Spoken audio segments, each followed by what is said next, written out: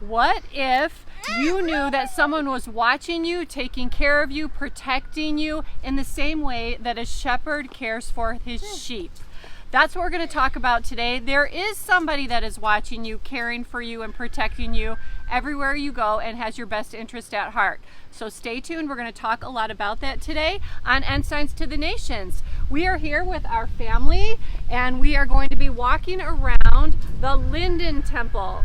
As you know, we travel around to different temples, different beautiful locations throughout the world. We've been lately to the Winter Quarters Temple. We've gone to Nauvoo. We've gone to Michigan State Parks, Sleeping Bear Dunes. So here we are today. We're excited to be at the Linden, Utah Temple. This is our first time here. It's beautiful. I want to tell you just a little bit about it before we jump into the Come Follow Me lesson. The city of Linden was named by mistake. It was a typo. It was actually meant to be named after the linden tree, which is spelled L-I-N-D-E-N. And there was a typo that made it O-N. So the town is now called Linden, spelled with an O-N on the end. However, the really cool part about it is this idea of the Linden Temple or the linden tree is very much a part of the community, and the designers of this beautiful temple have used that as a motif. So if you look at the stained glass and some of the artwork, you will see the Linden Temple, nice. the linden trees kind of drawn throughout the whole thing. So just a little bit of history about this beautiful temple. It's one of the last temples that have just been built. The 216th temple that has been built. So it's kind of cool. It's nice to be here. It's a beautiful temple. Blake's been in this temple quite a bit because he helped in the open house. This is Blake's temple, and he's in this temple district, so it's pretty fun. So today we are actually starting off our jump into Psalms. Yes. We're excited about that. This is our first entrance sort of into the part of the Old Testament that isn't historical. We're not really following in a timeline anymore. Right. This part is it's a collection of 150 different Psalms or chapters, and they're all kind of standalone. Pretty right? much. I mean, they're all things about, they're psalms, they're songs, they're prayers, they're poetry. They're something from the heart rather than from the head, which a lot of the historical things that we've already done are. So that's the theme, I guess, is God's character and how we feel God's character. So with these 150, the next 3 Come Follow Me lessons are all about the Psalms. And we found the best way to approach this with our lessons, and you may want to do the same in your homes, in your Sunday school lessons, is divide it up a little bit so that there's still a theme each week. We're going to be talking about trust, the Psalms that are about trust this week. And then next week will be mercy, and our third week we'll talk about the joy and the praise type of Psalms. But 1 through 46 are what we're talking about today, and we're talking about trust. But we still want to stick to our see, study, shine. Right. So for our see part, I want to talk a little bit about how there was a Bible scholar named Tim Keller said this about the Psalms. He said, the Psalms are a mini Bible. They cover all the topics. They are meant to be prayed, sung, felt, and done. The Psalms lead us to commit ourselves to God through pledges and promises, to depend on God through petition and expressions of acceptance, to seek comfort in God through lament and complaint, to find mercy from God through confession and repentance, to gain new wisdom and perspective from God through meditation, remembrance, and reflection. But this is what I really love the most. He said the Psalms are a medicine chest for the soul. I love that because they're healing. They can be healing for us. I know one thing that's healing for me is whenever I'm around water, I can be out in a boat and just paddling around, and I look at the water and I can feel healing to my soul. And that's what these Psalms can do for us. Perfect. They're healing. And so that whole idea of like Christ is our healer. Yep. And the way he is drawn in through each of the Psalms and that can heal our soul is just a beautiful sentiment, and I think we're going to feel that as we go through. That's a different way to look at the Psalms, is that they're healing, that they're a medicine chest for the soul. So let's jump in. Let's jump in. Yeah, the other thing I wanted to say about the Psalms, and they were half of them are written by David. We know David, King David, David and Goliath, and all his life. He was a great young man and a great old man and a perfect king, or a good king. He had a lot to say, and he said it in the Psalms. He was a musician. Remember, he played the harp for King Saul when he was sad. So when you were talking about how these things cure your soul, that's exactly what David did when he sung these songs to people, and he wrote these songs. So let's keep that in mind as we look at one of the first Psalms that I really like is Psalms number 3. And it happened at a time when he was a little bit older. He's been the king for a bit, and his son Absalom was leading a rebellion against him, and he was fearing for his life. In fact, he had to flee on foot, in fact barefoot, and leave everything behind. And so this is a terrible time in his life, and this is what he wanted to say about that. But thou, O Lord, art a shield for me, my glory, and the lifter up of mine head. So he trusts that God himself, that God will protect him. Here he is, he's fleeing for his life, people are hunting him, and he knows that the shield is not like a real warrior shield, but it's God, and that God will protect him that way. And I just love that. Think of a wounded, and then the whole lifting up his head, think of like a wounded person, somebody who's passed out, and they just need somebody to lift their head up and give them some water. And think of our God as that loving, kind God who can help us with that. He goes on to say in that chapter, I laid me down and slept, I awaked, for the Lord sustained me. He had so much trust in God that he would help him, that he went to sleep while people are hunting him, knowing that he would wake up in the morning. So that's what I love about Psalms number 3. Now let's talk about Psalms 23, one of probably the most famous Psalms that we have. Yeah, it's very famous because it's very beautiful and poetic. It's only 6 verses long. But just to quote a couple of them so that you remember, it's, the Lord is my shepherd, I shall not want. He maketh me to lie down in green pastures. He leadeth me beside the still waters. And later it says, yea, though I walk through the valley of the shadow of death, I will fear no evil, for thou art with me. Thy rod and thy staff, they comfort me. Nice. And that's all obviously metaphorical for like a shepherd. Right. And we remember that God is our shepherd, and what he talks about in that verse is that he has a rod and a staff. And those are slightly different as terms as like shepherds go. A rod is like a club that shepherds would use to fend off and to like fight animals. So it's a protection. Yeah, it protects them.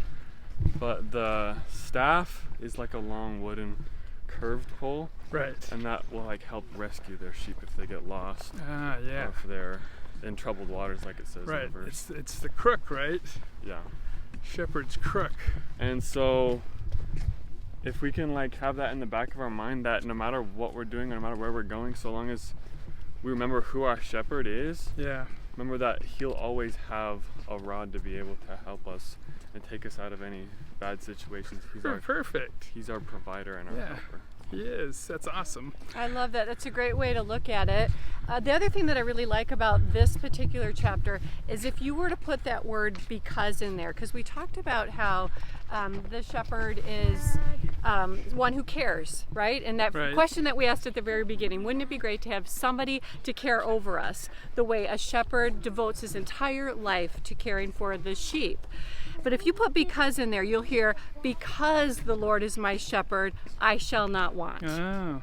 Because the Lord is my shepherd, I can lie down in green pastures. Because the Lord is my shepherd, he restoreth my soul. I will fear no evil. Right. My cup runneth over. Yeah. All of these phrases are from that particular psalm. Yeah. Because the Lord is my shepherd, I shall dwell in the house of the Lord forever. Yeah. So because we have that, somebody who is there devoting their whole being to caring for our well-being. There really is so much good in this one psalm. I think it's one of the most quoted songs. One of the things that I like, it says that he will lie down in green pastures and he will take you to calm waters. Why calm waters? You like water. What would make you more peaceful? Calm waters or roaring, raging waters? Calm water. Oh, definitely the calm water, right? I mean, and so that's what it's trying to tell us, is that the Lord's going to give us peace and take us there. All right, perfect, Jonah. Thank you. Now let's see. Well, Next, we want to do so the 30. next one is 30, Psalm 30, and that's mine. We're each going to talk about one that is really special to us for whatever reason. I love 30. I love the imagery in verse 5. For the anger endureth but a moment, in his favor is life. Weeping may endure for a night, but joy cometh in the morning. And you know what the first thing that came to my mind was, have you guys seen A Boy Named Charlie Brown? Yes. Okay. Do you remember the spelling bee incident? Yeah. Okay.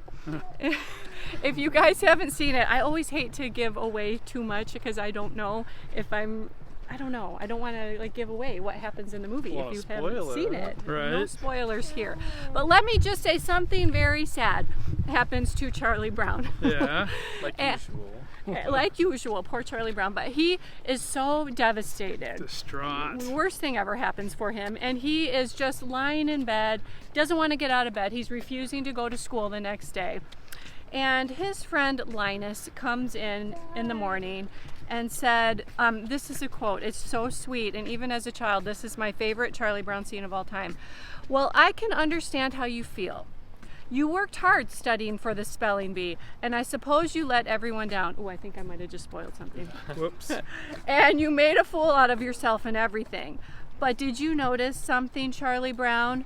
The world didn't come to an end. Yeah. So that's what came to my mind.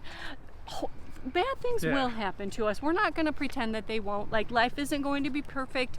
Once you get baptized, you will have challenges. We all signed up for that in this world. But joy cometh in the morning. With the Lord's timing and with trust in the Lord. Right. Charlie Brown got out of bed. Linus inspired him. He got dressed. It's just this beautiful little cute little scene of him putting on, getting ready for the day and stepping out into the world again. He girded up his loins and he got right back out there. That's right. And so, we do that too.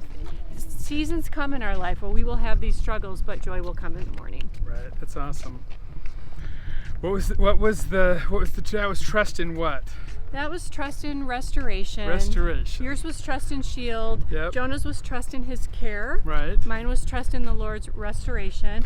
And then next we have Maya's going to talk about. Maya is going to talk about Psalms 37, trust in God's timing. Oh, we were just talking about timing a little bit. It's going to be in the morning. So what else do you have to say, Maya?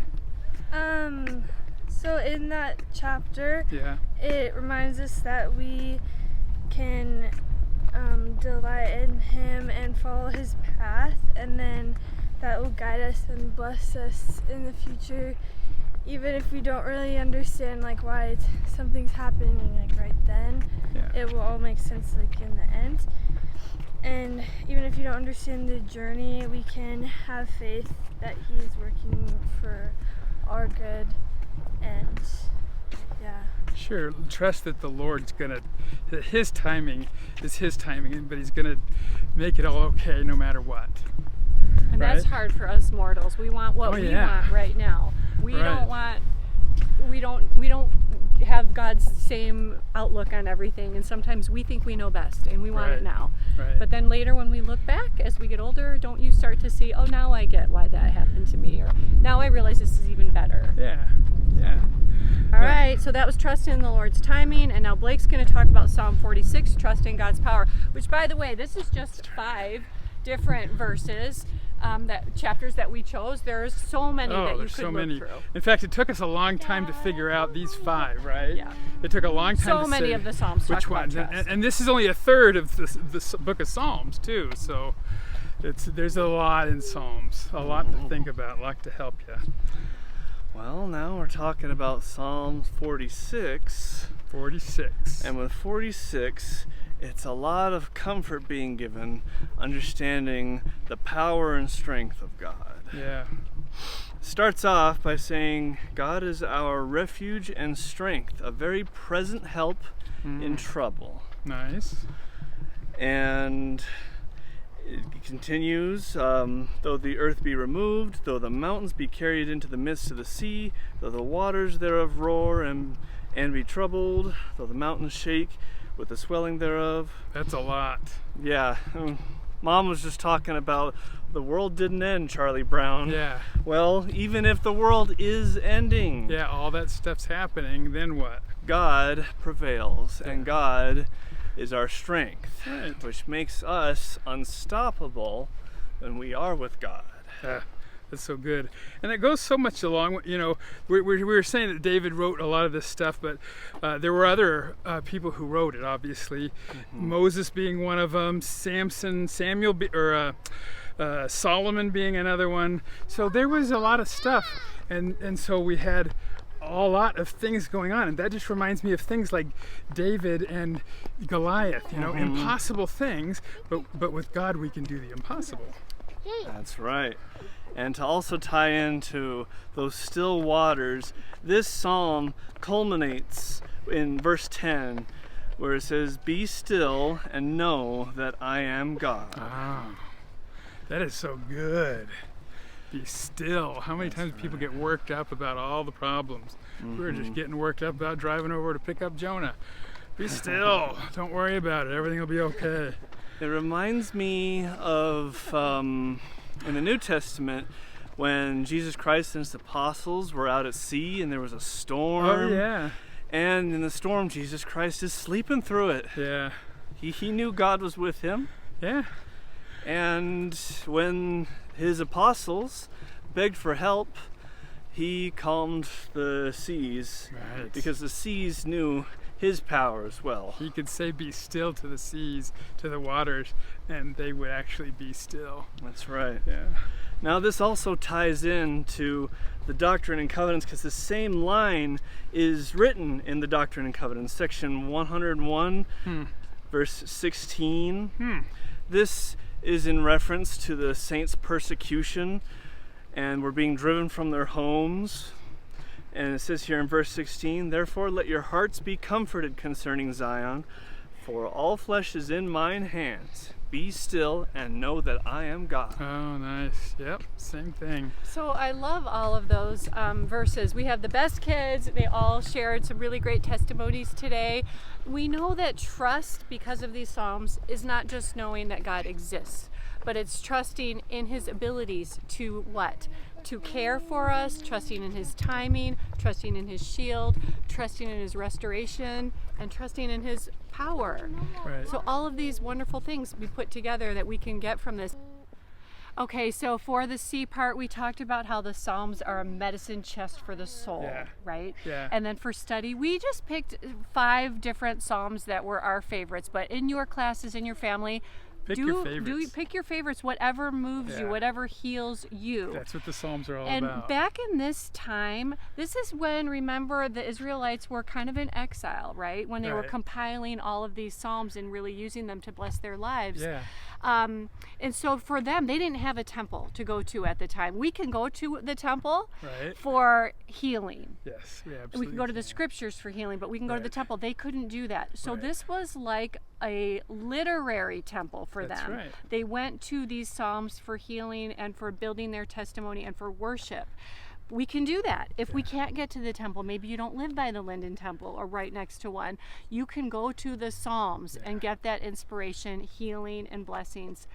So that's our C, that's our study for our shine. I would just encourage everybody to do that. Take some time to go to the Psalms and feel how they are a medicine chest and feel how they're healing, and it's a literary temple for us. Right. And you can even share that with your family. You can share on social media the way it has touched and inspired you, or share it in the comments below. We Yeah, would for love sure. to hear your favorite Psalm and how it helps you shine in really your would. life. So that's our See, Study, and Shine for this week.